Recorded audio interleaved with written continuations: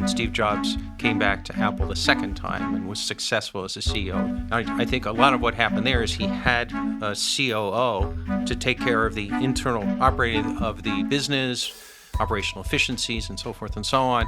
And he was really good at strategic vision, high-level product design decisions, and also as an external brand for the company.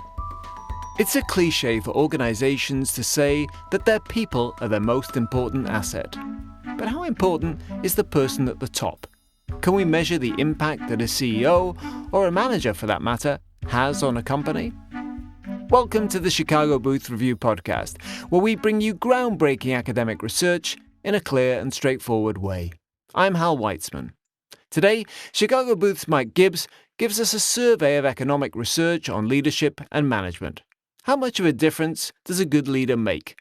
And why do manager types so often struggle when they get promoted to leadership roles?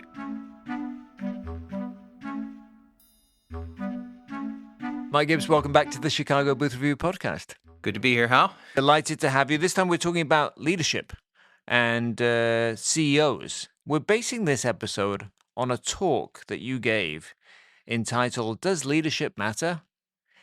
Isn't it obvious that it does? I guess. But it's nice to have some evidence for these things. And what's interesting is that economists are starting to study this question. And we tend to look at things in a different way. We collect data and we do statistical analysis. And that's a complement to traditional methods of field interviews and things like that. Okay, so to tell us a little bit about that, what techniques have economic researchers use to measure leadership and management quality? There's a bunch of different methods that economists are getting pretty creative. One of the earliest ones is a little morbid. This is asking what happens to stock price if a CEO dies unexpectedly. So that's a surprise. How does the market react to that? If the stock price doesn't change, that suggests the CEO was irrelevant to firm value. Another way to do it is that's for CEOs. A lot of this research is not about CEOs directly, but about other kinds of leaders, managers, supervisors. So another strain of research collects personnel records from a company. We get measures of employee productivity. We know who their supervisor is. And then we can measure the effect of the supervisor on employees by exploiting the fact that supervisors sometimes get reassigned to different group of employees, or employees get reassigned. So we see multiple pairings of the same person with different supervisors, for example. Another approach is to use employee surveys, such as surveys about how they feel about their supervisor and the quality of the management that they receive from them. There is another CEO study that I'm aware of, and this is one where some researchers had CEOs or their personal assistants fill out time use diaries about how they spent their time. And then they categorized those, and then they did statistical analysis of those to try to uncover patterns. Wow. Okay. Well, I'm sorry. I was going to say I want to hear more about when a CEO, as you say, it is very morbid, but talking about when a CEO dies suddenly in office. What are the findings of that research? What effect does that have on stock prices? On average, stock price falls several percent, which is kind of reassuring that CEOs matter and improve firm value. Right. There's exceptions, of course. And I have one study of CEOs who were founders of a company. This is a sample of 200 Asian firms. What we found is if the founder died unexpectedly, stock price actually went up on average. Okay. Maybe they'd stayed around a little too long. Grandpa should have passed on the firm to someone else or something like that. So there's some variation, but the by and large, the pattern is if the CEO unexpectedly dies or retires or something like that, stock price falls. Yeah, I was going to say, is that the same if the CEO unexpectedly leaves? Not necessarily, because it depends on what circumstances. It does, yeah, but we should expect exactly the same thing in most cases. A notable exception was when Steve Ballmer surprised Microsoft and Wall Street by announcing he was going to retire unexpectedly. And Microsoft's stock price went up by several $1 billion that day. That was kind of embarrassing for him, I guess. Which makes sense. I mean, you sort of think that even if a CEO isn't that great, frankly, it's going to have some effect on the organization when the leadership suddenly isn't there, right? So that tells us something, as you say, about leadership and not just about the individuals. The other thing that you talked about is that CEO characteristics and personal lives can have significant effects on a company. What characteristics or personal aspects have academic studies linked to company performance? Yeah, I teach an elective on corporate governance, and I go through these kinds of issues because there's some really interesting literature out there on this. And also, from my personal experience in a couple of board cases, this is an issue that has come up for me. So I challenge my students to ask themselves, if you were a director, what characteristics of the CEO's personal life should you be paying attention to? And normally we think that's kind of distasteful, that's a matter of privacy, and so forth and so on. So let's talk about some examples. First of all, let's forget personal life for a minute. CEOs' experience, education, cognitive ability, whether they're a military veteran or not, their gender, all of these things tend to be related to firm value or the way the firm is managed. So, for example, women and men tend to have different propensities for taking risks as a CEO, and the same thing is true for military vets compared to non-military vets. In terms of personal lives, there's some really interesting research. Some of it was done by Abby Smith, our amazing accounting professor. So, for example, if a CEO suddenly buys a large house, a mega mansion, or a yacht, or starts driving around in Ferraris or buying expensive toys, stock price tends to fall. It looks like they're enjoying their life instead of focusing on their work. If a CEO has a death, Have they done the opposite and seen which CEOs, driving a beat up minivan like I do? well, good for you. Well, I'm not a CEO. No, that's fair enough. Maybe you should Is be. that a good sign? Yeah, I don't know. I guess the implication would be it would tend to be, right? Think of Jeff Bezos, famously frugal. In fact, frugal is one of the leadership principles. Apart from when he got married, but yes. Well, that's when he's not CEO anymore. Aha. There you go. Yeah. Other personal characteristics of CEOs' personal lives didn't matter. If a CEO has a death of a spouse or a child, stock price falls. That study also found, although it was not quite significant, that if the mother-in-law dies unexpectedly, stock price goes up. Oh, dear. Other studies looked at if a CEO has a history of financial fraud or legal entanglements, the company itself is more likely to be involved in misstatements of earnings, SEC warning letters, and so forth, suggesting that they're less rigorous in their financial management of the company. Other research looked at whether CEOs got entangled in substance abuse or marital infidelity, and sure enough, these things are negatively associated with stock value. So I come back to these and think these are things that we would really not like to. You're talking about when it's not known about, or you're talking about once it becomes known? Once it becomes known. Okay. And some of these studies look at reactions of stock price. Others look at what effect is there on accounting measures, such as profitability. Does it fall afterwards? Okay, fascinating stuff. So I guess if you're an investor, you want to know a lot of personal information as well. Well, unfortunately, I think if you're a director, you probably need to pay attention to these things as part of your fiduciary duty to shareholders. It's a delicate issue, of course, but and I've had personal experience as a director in where these issues have arisen, and these kinds of behaviors can be predictors of future risks. Fascinating. I mean, some CEOs are thought of as leader types. Some CEOs are thought of more as manager types. And you talked about these time use diaries where people wrote down everything they did using machine learning to analyze those. How did that help us, differentiate between the manager types and the leader types?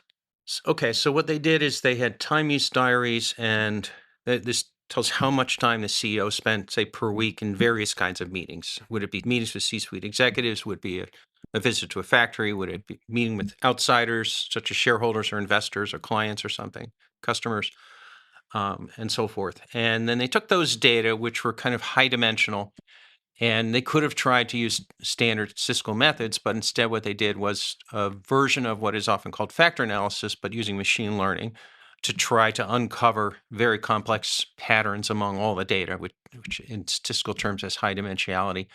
In order to do so, they had to start with an underlying statistical model that the algorithm could try to estimate, in effect. And they had a very simple one, which is let's assume that CEOs behavior in running their companies falls on a spectrum from one extreme to another extreme. So in some sense, just a two-dimensional. Obviously, things are a lot more complicated than that, but that's what they did. And they ran their algorithm and concluded that one way to think about this is the spectrum is between CEOs who emphasize management more or leadership more. So management CEOs tended to spend more time visiting factories, getting involved in operational issues, having small group meetings with employees or something like that. Most of the meetings tend to be with people inside the organization, whereas leader CEOs were more hands-off on those operational issues. We're spending more time with C-suite executives, people outside the organization. So, you might say taking more of a strategic role as opposed to an operational role. And so they can go through their diaries, work out what they're doing, and work out what kind of a leader they are. And you pointed out in your talk that the leader CEO style is more prevalent in productive, profitable, larger multinational public R&D intensive type firms. Why companies? Why is that? How do you explain that? Maybe that's what a CEO is supposed to be doing. I guess the way I think about it is that manager one feels more like what we often call a COO, Chief Operating Officer. Right. You think about Steve Jobs and Tim Cook. When Steve Jobs came back to Apple the second time and was successful as a CEO, he had been a failure the first time. I think a lot of what happened there is he had a COO to take care of the internal operating of the business, operational efficiencies, and so forth and so on. And he was really good at strategic vision, sort of high-level product design decisions, and also as an external brand for the company with investors, with customers as well. Okay, and now Cook is then when Tim Cook takes over, does that mean he did? In your assessment, did he change his style, or is he now the manager? I'm not an expert on Tim Cook, but it doesn't feel like he's changed his style much. And we see, Apple is doing very well, but its innovation has more or less stalled. If you're enjoying this podcast, there's another University of Chicago Podcast Network show that you should check out. It's called 9 Questions. Join Professor Eric Oliver as he poses the 9 most essential questions for knowing yourself to some of humanity's wisest and most interesting people. 9 Questions with Eric Oliver, part of the University of Chicago Podcast Network. So, Mike, in the first half, we talked about this dynamic of the sort of leader CEO versus the manager CEO. Would all companies benefit from having a leader rather than a manager? The authors of the study I've been talking about do make that argument. Their analyses suggest that when companies have a CEO who behaves more in the leader style rather than the manager style, they tend to perform better. And their simulation suggests that that would be true even for firms which have more of a manager style. And what they further argue then is why don't all firms adopt the leader style? That it's a relatively scarce resource, suggesting it's not something you can adopt and train yourself in. So it's more valuable, and every company would like to have that leader style, but not every company can afford that because they're competing in the market for talent against other companies. Okay, so just there's fewer leader type CEOs around. Yeah. Do they tend to jump around from company to company? Like, if you hire internally, are you more likely to get a manager? Yeah, I think that's probably true. And this came up a little bit earlier when you talked about the difference between Steve Jobs and Tim Cook. But there is a lot of research, isn't there, about the psychological profiles of C-suite candidates that reveals distinct traits, different types of behaviors for CEOs, COOs, and CFOs. What are some of those characteristics? I don't think there's a lot of research, unfortunately. We'd love to get more, but the research I'm most familiar with was done by Steve Kaplan here at Booth with colleagues. And they collected data from an executive recruiting firm, which companies, private equity firms or whatever might hire when they're looking for a candidate for a C-suite job. It's called GH Smart. And this is an unusual form of data. What GH Smart does is they'll charge $10,000 or more to the company to assess someone. So how you're a candidate for CEO.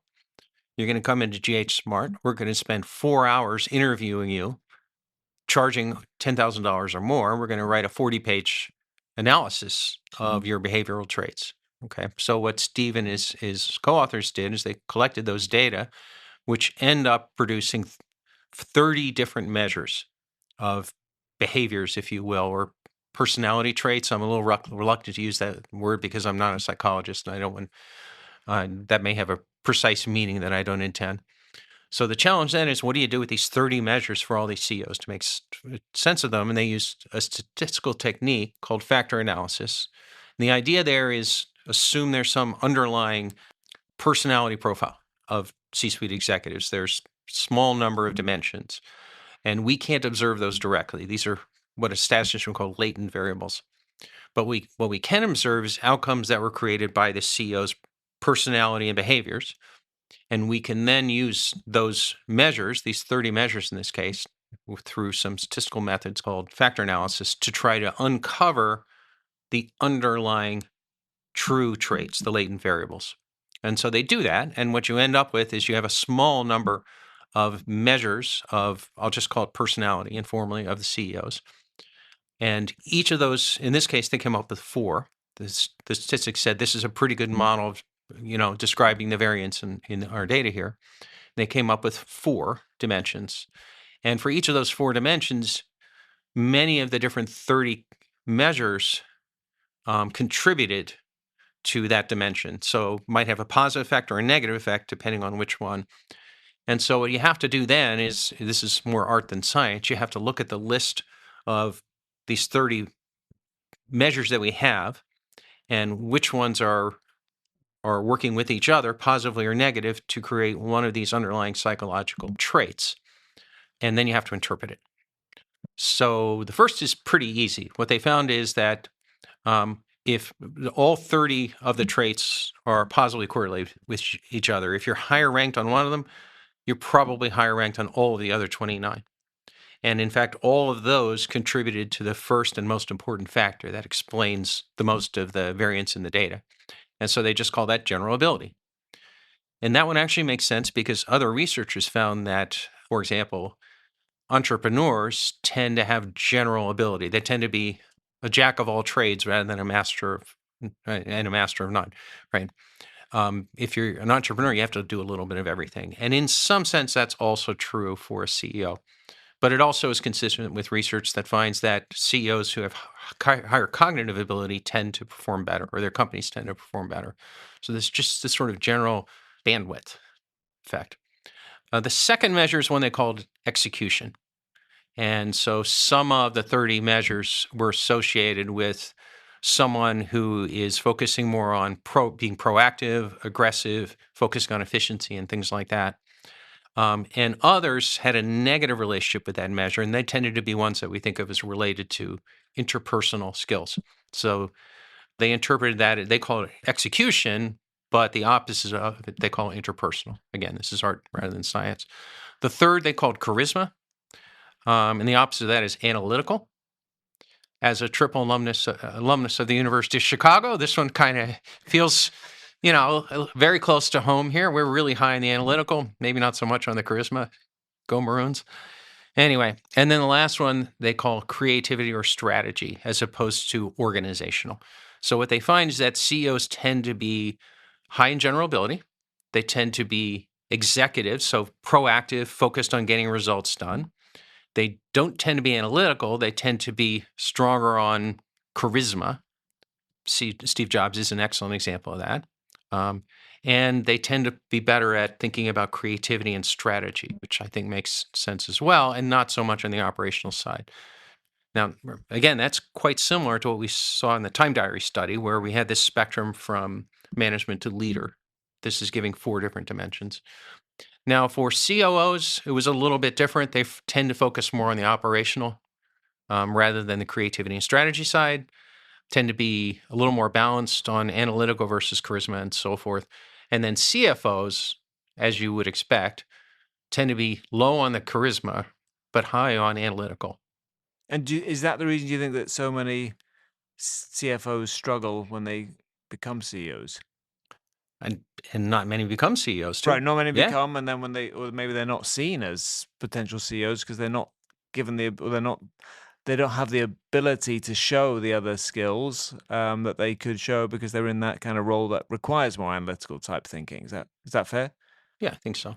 Okay. But so there's a related question, though. Is Yeah. this nature or nurture? Right. I mean, And does that mean some people just have I can't answer that with these studies. charisma? Yeah. I think that's definitely true, and I think it's difficult to change personalities. My wife's been trying to do that with me for 30 years. Well, I mean, it's failed. but it does suggest that things that got you to the CFO, to the C-suite, but in a non-CEO position, are not the things that make you the CEO. And if you become CEO, you may struggle to adapt because of your lack of charisma or whatever, or perceived charisma or whatever else. And similarly for COO to CEO, although the leap is not as dramatic as it would be for CFO. Right. I want to move on to talk about managers because you said we're not just talking about CEOs, we're not just talking about leaders, but managers, and managers matter too.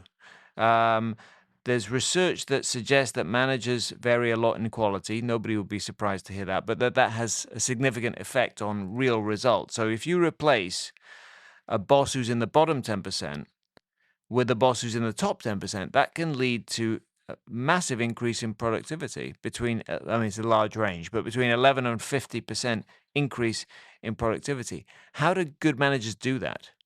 Yeah, that was from one study, just to clarify, but we are getting new studies appearing, and they all have pretty similar results. And in fact, one of the newest ones is the thesis of one of our new junior faculty members, Virginia Genie. It's a really nice paper. And it's building on the one that you referenced, which was done in part by Ed Lazier, who spent most of his career at Booth before he moved to Stanford. So what these studies do is we first of all, we just ask if we have measures of employee productivity, is productivity higher with someone who's estimated to be a better boss? And the answer is yes, and it tends to be significant. One thing that surprised me was these studies tend to find that a good boss can improve performance for all of his or her subordinates, tends to have a stronger effect on the best performers. I would have expected the opposite. The best performers are already performing well without the extra coaching or supervision or motivating, but it turns out that's not the case, which is kind of a sad result in some sense. The rich get richer and the poor get poorer or something like that. But it suggests you might want to pair your best people with... They're more coachable. Maybe, yeah. The best people. So then the question is, so how is this happening? So one thing you can look at is if I work for a relatively strong boss now, and then I get reassigned, is my productivity higher even with a new supervisor? And the answer is, to some extent, yes.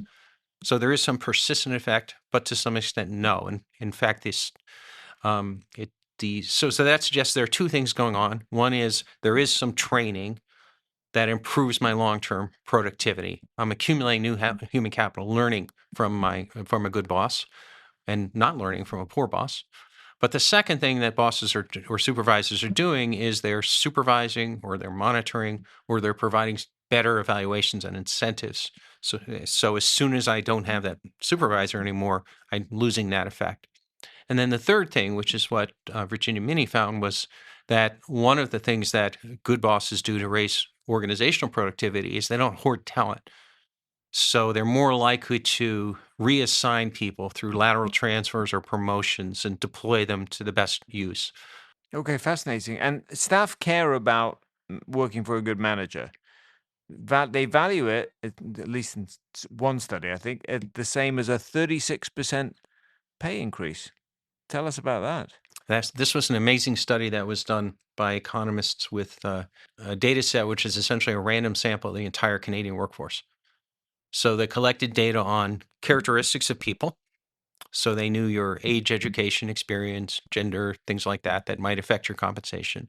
They knew how much you were paid, but they also had responses to a government survey that these citizens had filled out, which are very, very simple to what firms often call engagement surveys, employee engagement surveys, asking questions about how much do you value this characteristic of your job, or how much do you dislike this characteristic. Okay, so then what they did is complicated statistical analysis to try to uncover how much employees actually valued those things. So where you might go into a company and there's an engagement survey and it says this is the most important response by employees, what's nice about this study is that we're able to put a price on these things. So think about it this way. I'm have two different job offers. One of them offers me more ability to work from home, which I value. The other does not. If I'm going to accept the one that does not, I have to be compensated in some other way. So they're basically doing that kind of analysis, what labor economists would call compensating differentials. Statistically, if someone is in a job where they report that their boss is one they do not like very much, or they find the work interesting or something like that, how much extra do they get paid for things they dislike, how much less do they get paid because the job has other characteristics that they do like. And what they found is the number one thing that these employees cared about the most was the extent to which they trusted their leadership. And so, their manager. And they're prepared to work for less because of it.